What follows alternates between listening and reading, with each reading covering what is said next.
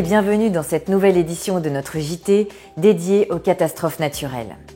Nous consacrerons ce numéro aux ouragans qui ont été particulièrement intenses à la fin de l'été.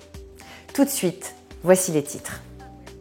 Nous commencerons justement ce JT avec un reportage sur les conséquences macroéconomiques des catastrophes naturelles de grande ampleur.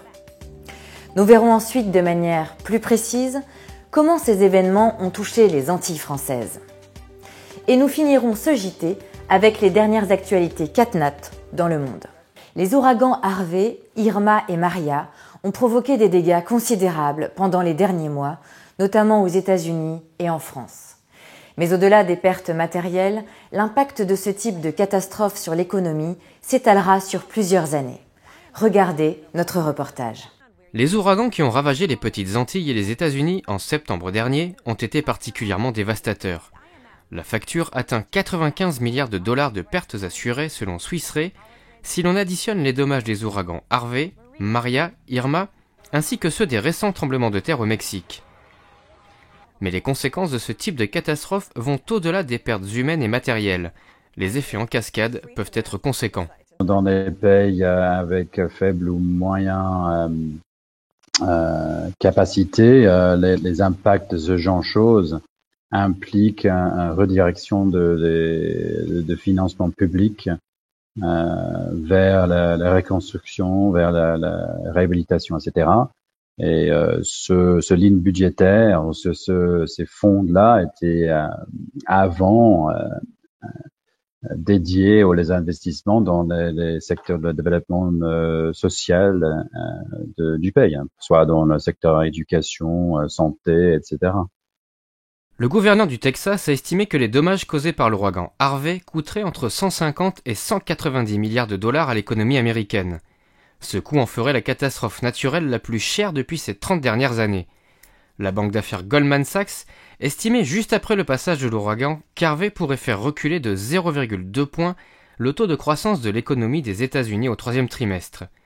Mais au final, l'économie américaine a pratiquement maintenu son rythme de croissance du deuxième trimestre avec une expansion de 3% en rythme annuel selon Washington. Les efforts de reconstruction dans les régions dévastées ont stimulé l'activité américaine. La côte texane bordant le golfe du Mexique abrite environ un tiers des capacités de raffinage des États-Unis. La banque Barclays prévoyait que l'ouragan aurait un impact à la hausse sur le cours du pétrole du fait de l'arrêt pendant quelques jours de 40% de la capacité de raffinage américaine. Au final, cette catastrophe a provoqué une baisse du prix du baril. En effet, la fermeture de raffineries a fait chuter la demande, provoquant une baisse du cours de pétrole. D'autres catastrophes dans le passé ont eu un impact important sur l'économie mondiale. Si on parle par exemple du cyclone et les inondations en Thaïlande en 2011, les pertes des moyens de production étaient tellement importantes. Les pertes directes se sont élevées à 45 milliards de dollars, ce qui représente 60% de l'investissement annuel du pays. La perte des bénéfices due aux ruptures d'approvisionnement de la chaîne de production, par exemple, Toyota a perdu 1,2 milliard de dollars en raison de la pénurie de pièces après le séisme au Japon en 2011. Donc, avec la globalisation, alors que les entreprises dépendent maintenant de chaînes d'approvisionnement mondialisées, un événement est susceptible d'avoir des répercussions économiques dans le monde entier. Afin de réduire les effets multiples des catastrophes naturelles, l'UNISDR encourage les entreprises à bien analyser l'exposition au risque de leurs implantations et de prendre les mesures nécessaires pour réduire la vulnérabilité. Depuis 1990, les territoires d'outre-mer sont intégrés au régime des catastrophes naturelles et depuis 2000, les dommages dus au vent sont également couverts pour les événements les plus extrêmes. Cependant, sur ces territoires, le taux de pénétration de l'assurance est généralement plus faible qu'en métropole. Éclairage. Pour les seules îles de Saint-Martin et Saint-Barthélemy, CCR estime à 1,2 milliard d'euros le coût des dommages consécutifs au passage de l'ouragan Irma, couvert par le régime d'indemnisation des catastrophes naturelles. Le périmètre de cette estimation, c'est les dommages uniquement assurés. Ça va comprendre les biens des particuliers, tout ce qui est commerce et industrie, et également les dommages automobiles. Mais par contre, ça ne comprendra pas tout ce qui est dommages au réseau, les biens publics et tout ce qui n'est pas assuré. Là, on a affaire à deux territoires, deux petits territoires qui sont extrêmement exposés aux risques naturels. Et s'il n'y avait pas ce dispositif d'indemnisation, ce régime CatNat, très vraisemblablement, ces territoires ne seraient pas assurés et les particuliers ou les entreprises ne pourraient pas trouver d'assurance à un prix abordable. Mais au-delà des pertes assurées, les pertes économiques pourraient être bien supérieures car aux Antilles, la proportion de la population ayant souscrit un contrat d'assurance est plus faible qu'en métropole. Le taux de pénétration des assurances aux Antilles est particulièrement faible, on l'estime aux environs des 50%. C'est très faible quand on fait la comparaison avec la métropole où on est presque à 100%, on est à 98%. Alors 50 contre 98, l'écart est absolument colossal et c'est essentiellement le niveau de vie de la population qui explique la raison pour laquelle en fait les assurances pénètrent moins dans les foyers qu'ailleurs.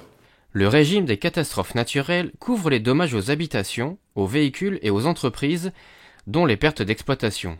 Mais l'économie de l'île, basée essentiellement sur le tourisme, risque d'être impactée pendant plusieurs années. Irma était une véritable catastrophe pour les économies antillaises et singulièrement pour Saint-Martin. Pour se donner un ordre d'idée, on chiffre actuellement les dégâts à Saint-Martin aux alentours des 3,5 milliards et ce sera probablement 4. Alors ce chiffre, il est à rapporter bien évidemment à la richesse produite notamment à Saint-Martin, au produit intérieur brut de Saint-Martin. Irma, c'est à peu près un dégât ou un désastre estimé à 40% du PIB. Si je fais la comparaison avec la métropole, c'est comme si nous avions eu un dégât de l'ordre de 800 milliards en France métropolitaine, pour un PIB qui vaut à peu près 2000 milliards. Vous voyez, donc l'économie est à genoux, la population, une grande partie se trouve sans toit, tout est à reconstruire. À titre de comparaison, l'ouragan Hugo, qui a ravagé la Guadeloupe en 1989, a perturbé pendant plusieurs années le développement économique de l'île. La destruction des infrastructures EDF et France Télécom avait coûté à l'époque 670 millions de francs et l'économie touristique avait chuté d'1 tiers sur 2 ans. La production de canne à sucre avait chuté de 64% en seulement 1 an, alors que la filière banane avait aussi été fortement impactée. Nous finissons ce JT avec un panorama des dernières catastrophes en images. L'ouragan Maria, les tremblements de terre au Mexique et plus récemment les incendies en Californie sont venus alourdir le bilan des catastrophes naturelles de cet automne. L'ouragan Maria est le dernier ouragan majeur de la saison cyclonique dans l'océan Atlantique. Il a provoqué au moins 79 décès et des dommages estimés à plus de 90 milliards de dollars. Il a particulièrement heurté l'île de la Dominique, les îles Vierges des États-Unis et surtout Puerto Rico qui avait déjà été touché par l'ouragan Irma. 80% des récoltes de l'île ont été ravagées par l'ouragan, avec des pertes estimées à 780 millions de dollars. Le Mexique a connu une série noire de tremblements de terre en septembre dernier. Le premier, le 7 septembre, de magnitude 8,1, a été le plus violent recensé au Mexique depuis 100 ans. Le deuxième, le 19 octobre, de magnitude 7,1, a provoqué 337 décès et 1900 blessés. Le gouvernement estime que le coût de la reconstruction dépassera les 2,5 milliards de dollars. Selon les autorités mexicaines, 250 000 personnes ont été sinistrées et plus de 50 000 logements sont à reconstruire dans leur intégralité. Le nord de la Californie s'est enflammé mi-octobre dans les pires incendies de l'histoire de cet État américain. Au moins 90 000 hectares partis en fumée, près de 5 700 bâtiments détruits, 41 victimes, 88 disparus, c'est le lourd bilan de ces incendies. Selon l'agence de modélisation Air Worldwide, les pertes assurées oscillent entre 2 et 3 milliards de dollars pour le secteur. Cette édition du JT Catastrophes naturelles est maintenant terminée. Merci de votre attention. À bientôt sur News Assurance Pro.